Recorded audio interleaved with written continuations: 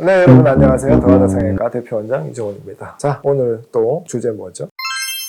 코코세 끝재료. 여러분 보셨죠? 이런 식의 성형외과 유튜브는 아무데도 없을 겁니다. 코코세 끝이란 게 뭐냐면 코는 기둥을 세우고 실리콘만 넣었다고 해서 탁 완성되는 게 아닙니다. 바깥에 피부가 늘어나는 정도가 있겠죠. 털이 나 있는 이 부분의 피부가 늘어나는 정도가 있겠죠. 바깥에 이제 여기 있는 그 피부들하고 똑같은 거잖아요. 그죠? 살은 원래 이렇게 당기면 늘어나는 습성이 조금 많이 강하게 있기 때문에 그게 이렇게 늘어나지만 그 코 안에 있는 이 점막들이 있잖아요. 그 앞쪽 부위를 제외하고는 점막들이 되게 많기 때문에 그 점막들은 늘어나는 건 조금 한계가 있습니다. 그렇다면 그 점막들의 위치가 우리가 코끝이 원하는 위치 이렇게 갔을 때 여기를 뭔가 채워야 되잖아요. 그죠? 근데 그 채우는 재료 중에서도 이 피부 바로 밑에 있는 그 재료가 무엇이 돼야 되는가? 그게 오늘의 주제입니다. 그래서 이 주제를 이제 설명할 때 있어가지고는 세 가지를 먼저 봐야 됩니다. 첫 번째는 이제 피부의 두께, 두 번째는 이제 그 재료가 이 환자한테 이전에 어떻게 쓰였느냐, 그리고 세 번째가 앞으로 시간이 지났을 때 어떻게 변하겠느냐, 이렇게 세 가지를 생각을 해야 되거든요. 일단 첫 번째 피부의 두께입니다. 피부의 두께라는 건 뭐냐면 어떤 사람은 복코고 어떤 사람은 코끝의 피부가 얇잖아요. 그죠? 코끝의 피부가 얇은 사람일수록 되도록 그 피부 밑에 들어있는 그 이식변이 표시가 안 나는 방향으로 수술을 해야 됩니다. 예를 들어서 기온골을 쓰게 된다면 기온골을 뗄 때 기온골 주변에 있는 연부 조직을 같이 떼서 그 밑에 넣어준다든지, 아니면 그래도 안 되겠다, 피부가 너무 얇다 그러면 그 피부 바로 밑에 진피를 조금 더 떼주고 그 밑에 다른 연골을 쓴다든지. 근데 만약 피부가 너무 두껍다, 너무 두꺼운 경우에는 차라리 딱딱한 방향에 그 연골을 써버리는 게 나을 수도 있습니다. 두꺼운 피부의 경우에는 부드러운 물체가 밑에 들어가게 되면 아무래도 그 선명함이 떨어지게 되거든요. 두꺼운 옷을 입을 때 뭔가 몸이 막 각져 있으면 그래도 좀 뾰족뾰족하게 표시가 나잖아요. 그죠? 그렇기 때문에 두꺼운 피부의 경우에는 피부 바로 밑에 있는 그 조직 자체도 이제 우리가 딱딱한 조직, 이제 자가늑연골이나 뭐 비중격 같은 걸 넣어도 상관없이 무방하게 차라리 더 부드러운 기온골 같은 걸 썼을 때보다는 코끝이 더 선명하게 나오는 경우도 있습니다. 그래서 코끝 바로 밑에 있는 그 피부의 두께에 따라서 보강되어야 되는 물체들이 다를 수 있다. 이건 알아두셔야 되고, 멈추고 들어보자.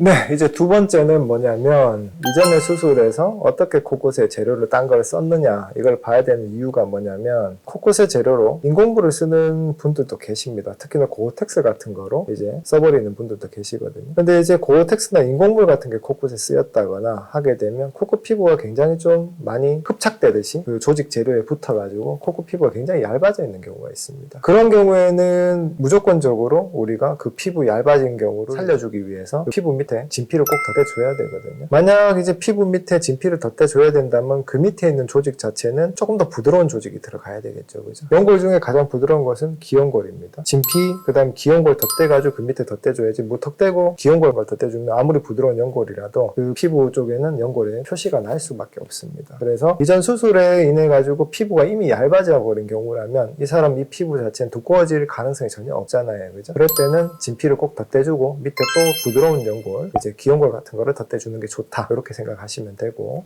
잠깐만, 다시. 그럼 세 번째는 이제 시간에 따른 코끝의 변화를 어떻게 예측을 해야 되느냐. 원래 코끝에는 기둥이 없습니다. 코끝에는 날개 연골의 모양만으로 코끝의 이제 모양을 유지를 하고 움직이고 하거든요. 근데 우리가 걔들을 억지로 앞으로 밀어서 기둥 만들어가지고 위치로 고정시켜버리는 거잖아요. 그죠? 근데 그 움직이는 힘은 어디서 오느냐? 코끝은 내리 누르는 힘하고 똑같은 그 움직이는 힘은 입을 움직이고, 제가 지금 말을 하는 그 모든 힘은 코끝을 이렇게 내리 누르는 힘입니다. 그럼 코끝을 내리 누르는 힘이 계속 있다. 그건 어떤 말이냐? 코끝에 변화가 생길 수 있다는 말이죠. 그 변화는 이제 두 가지가 오게 됩니다. 우리 기둥이 너무 튼튼하게 버텨버리면 피부가 얇아지게 되고요. 기둥이 이제 버티는 힘보다 내리 누르는 힘이 강하게 되면 코끝의 높이가 낮아지게 됩니다. 그런데 기둥이 힘이 센 방향으로 갈수록 버틸 수 있는 확률이 더 높아지죠. 그죠? 그렇게 버틸 수 있는 확률이 더 높아졌을 때는 보통은 피부가 좀 얇아지게 됩니다. 그래서 높이를 좀 과하게, 특히나 그 단단한 조직, 뭐 자가늑연골이나 이런 걸로 해가지고 수술을 하시는 분이라면 코끝의 피부가 반드시 얇아질 거라는 예상을 해서 이제 코 피부 바로 밑에 진피를 미리 덧대준다든지,